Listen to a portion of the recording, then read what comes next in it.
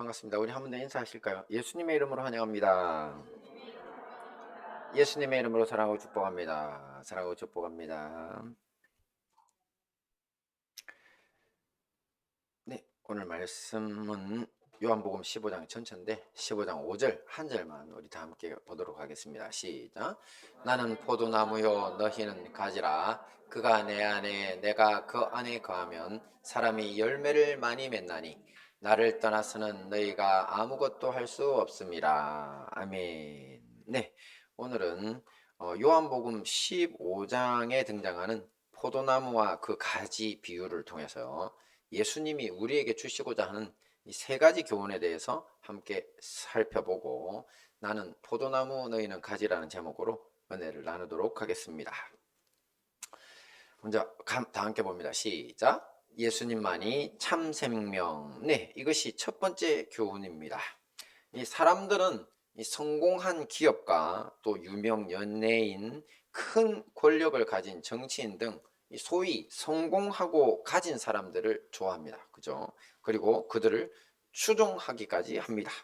자, 그런 사람들 곁에 붙어 있어야 그들이 가진 어떤 종류의 혜택이라도 누리는 것이 현실이기 때문입니다. 우리나라는 회사나 군대, 연예계, 정치판 할 것 없이 인맥이라는 것이 있습니다. 누구 밑에 붙는가가 진급과 출세를 보장해 준다는 겁니다. 만약 내가 선택한 부사장님이 사장님이 되시거나 또 사령관님이 참모총장님이 되신다면 나의 앞길도 탄탄대로가 되는 겁니다. 그게 인맥의 힘이거든요. 하지만 그 반대의 경우라면 문제가 됩니다. 이 직급이 낮은 사람들에게는 별 영향이 없겠지만 바로 그 곁에 붙어 있던 이런 고위직들은요, 자기가 선택한 분들의 실패나 실각과 함께 그것으로서 자기가 지금까지 쌓아 올린 모든 것을 잃어버릴 수밖에 없습니다. 자, 그런데 말입니다. 내가 만약 이 세상에 그 누군가에게 붙어서 이 성공과 명예와 부를 얻었다고 해서 그것으로 족한 겁니까? 끝이라는 거죠. 아니면 그런 것들을 다 잃어버렸다고 해서 내 모든 삶의 의미 역시 사라져 버리는 겁니까? 그런 건 아니죠. 이 세상의 모든 것은 그 유통기한이 정해져 있습니다. 화무 11홍, 열을 가는 꽃이 없고 권불 10년, 권력도 10년이면 끝인 것이 인생사라는 거죠. 자, 그러니 이 세상에 속한 그 누군가에게 붙어봤자 반드시 그 끝이 있을 수밖에 없습니다. 지금 가졌다고 해도 결국 다 잃어버리고 사라져 버릴 것들이라는 것입니다. 자, 이런 우리에게 예수님이 말씀하십니다. 함께 봅니다. 시작. 나는 포도나무요 너희는 가지라. 그렇습니다. 이 포도나무이신 예수님께서 우리에게 가지가 되어 붙으라고 하십니다. 예수님은 삼위일체의 하나님이시고 또 성자 하나님으로 영원한 생명의 근원이시죠. 우리가 그분께 붙을 수만 있다면 영원하고 끝없는 행복과 생명을 지금 바로 이 순간부터 누릴 수가 있습니다. 사랑하는 형제자매 여러분, 여러분이 지금 누군가에게 붙어 있는지, 또 어떤 것에 여러분의 목숨을 걸고 있는지를 한번 생각해 봐야 할 때입니다.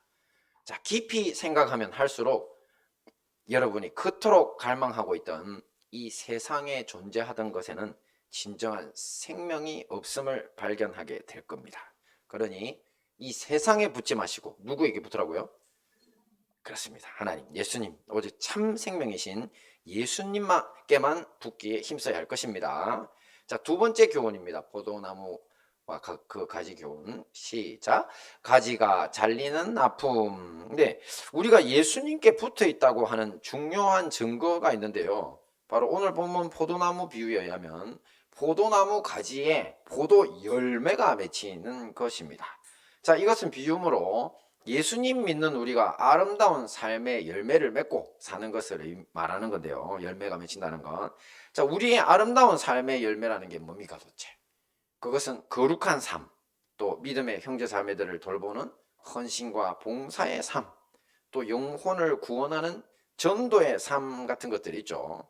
그런데 우리가 이런 열매 맺는 삶을 살지 못하면 어떻게 될까요?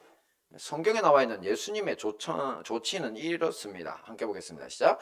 물은 내게 붙어 있어 열매를 맺지 아니하는 가지는 아버지께서 그것을 제거해 버리시고 물은 열매를 맺는 가지는 더 열매를 맺게 하려 하여 그것을 깨끗하게 하시느니라. 그렇습니다.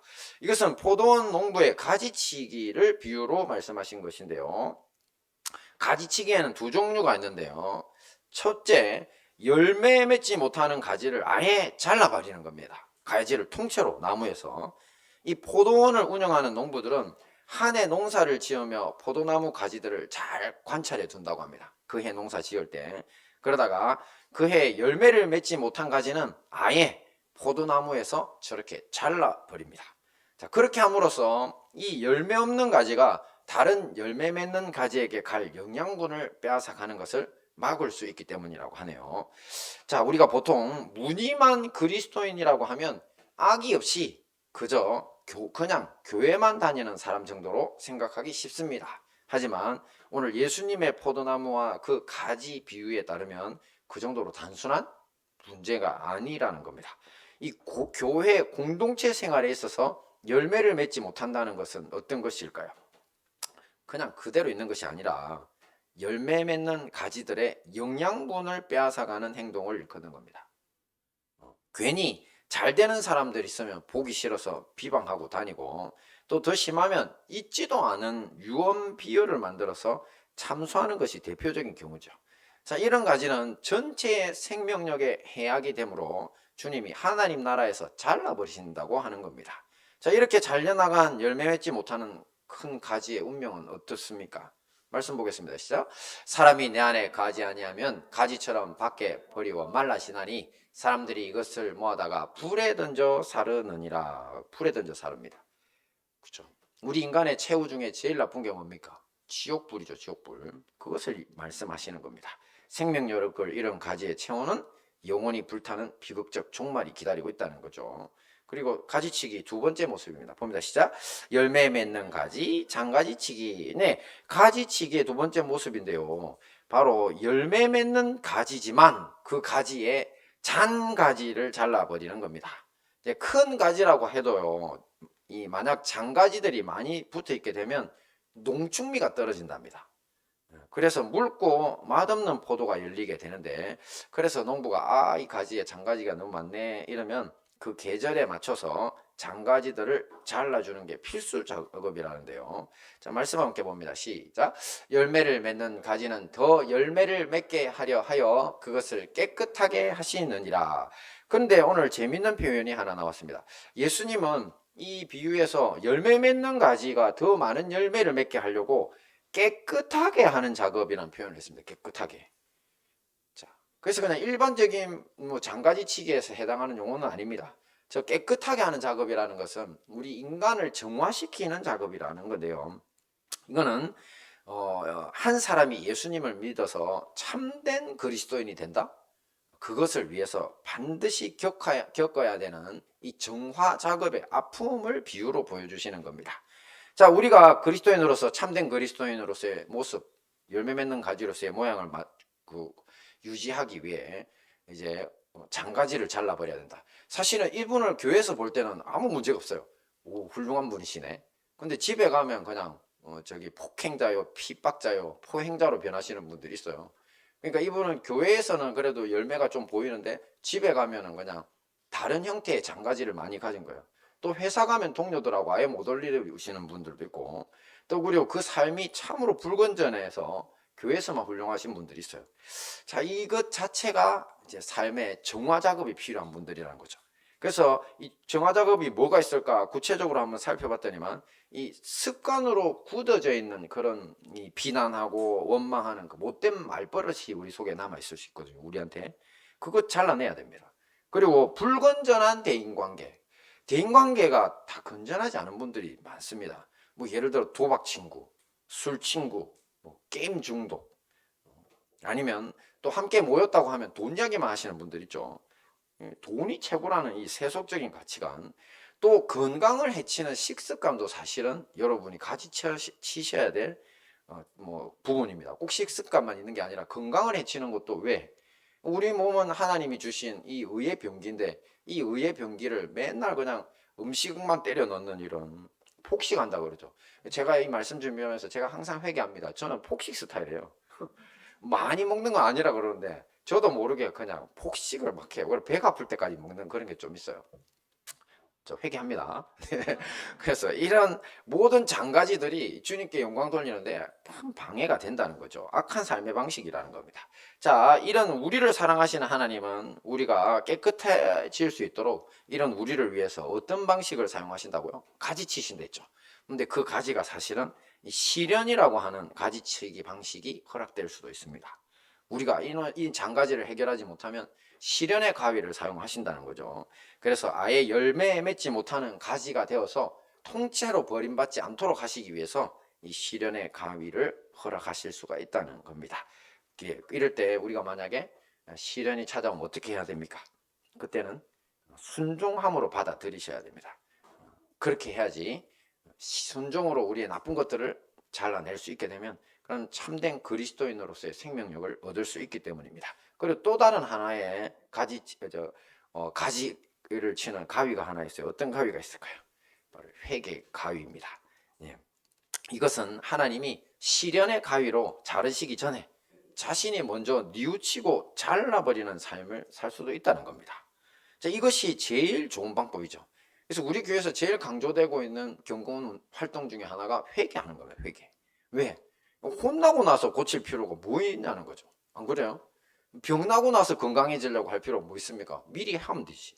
자, 이것이 제일 좋은 방법입니다. 우리 부모님 마음도 안 아프시고 또 본인도 덜 괴로우니까 알아서 고치라는 거죠. 자, 이렇게 하나님 나라의 생명력을 위해 뉘우치고 돌이켜서 악한 과거의 유산과 결별하는 것을 회개라고 합니다. 자, 우리 모두 열매 맺는 것을 방해하는 이런 잔가지를 스스로 잘라버리는 회개의 삶을 살아 열매 맺는 가지가 되어야 할 것입니다. 자, 마지막 부분입니다. 시작. 풍성한 생명력으로 하나님께 영광. 네, 이 포도나무 비유가 주는 세 가지 교훈은 이것인데요. 제가 5년 전에 보니까 포도나무 비유 설교를 한번 했더라고요. 그래서 그때 제가 자료를 찾아보다가 무려 나무 하나에 포도나무 하나에 3,500송이가 이제 달린 이 기네스북에 오른 그런 그 포도가 있다고, 포도나무가 있다고 제가 소개를 한번 해드렸어요. 그래서 그 3,500송이가 어떻게 됐을까? 지금은 이제 좀 시간이 지났으니까 이제 좀 떨어져 갖고 한 2,000, 3,000이라 되려나 이래서 제가 뉴스를 막 찾아봤는데 이 3,500송이가 무려 4,500송이로 2019년도였어요. 와, 이거 정말 대단하죠. 저 MBC에서 뉴스 한 건데, 자, 무려 1,000송이가 더 늘어났습니다. 네. 자, 뉴스 보도하는 기자에 따르면요, 일반 포도가 대략 한 450송이 정도랍니다. 그러니까 무려 100배라고 하는 거죠. 나무 한 그루에서 4,500송이.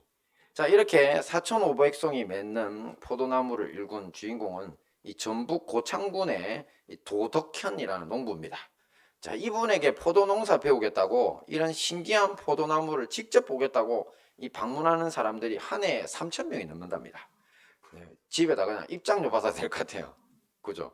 자, 그래서 이 해외에서도 정말 사람들이 많이 찾아오다 보니까 이 농부이신 도덕현 씨가 내가 영어를 좀 배워야 하나 지금 고민 중이라고 아재 개그를 날리시더라고요. 자, 이렇게 풍성한 열매를 맺으니까 농부가 영광을 받는 것입니다. 오늘 예수님의 비유에서 포도나무는 예수님 그분 자체고 농부는 하나님 아버지시고 또 열매 맺는 가지는 누구라고 했습니까?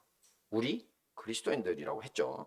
이렇게 열매 맺는 가지가 많으면 많을수록 우리 한 사람 한 사람이 풍성한 열매를 맺을수록 우리 하나님이 영광을 받으신다는 것입니다.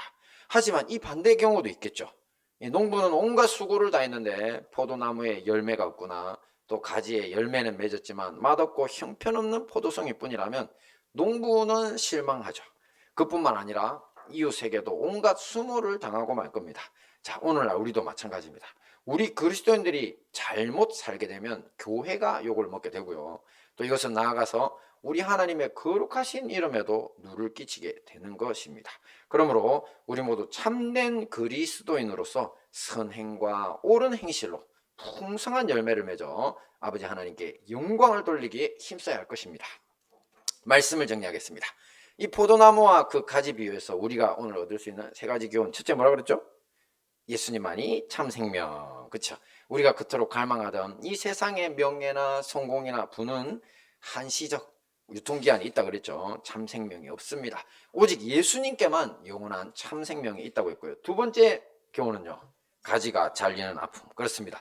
더 좋은 열매 맺는 가지가 되기 위해서 이 시련의 가지치기라는 어떻게 받아들여야 합니까? 순종함으로 받으셔야 됩니다. 또한 하나님이 시련의 가위로 자르시기 전에 다른 가위가 하나 더 있댔죠. 회개의 삶이라고 하는, 내가 알아서 뉘우치고 회개하는 삶이 있다고 했습니다. 자, 세 번째 뭐였습니까? 풍성한 생명력으로 하나님께 영광. 그렇습니다. 우리의 선행과 옳은 행실로 풍성한 열매를 맺어 하나님 아버지께 영광을 돌려야 한다고 했습니다. 자, 이 모든 말씀으로 참 생명 얻고 풍성한 열매로 하나님께 영광 돌리시는 우리 행복한 다니엘 교회와 형제교회 성도님들 되시기를 축원합니다. 아멘.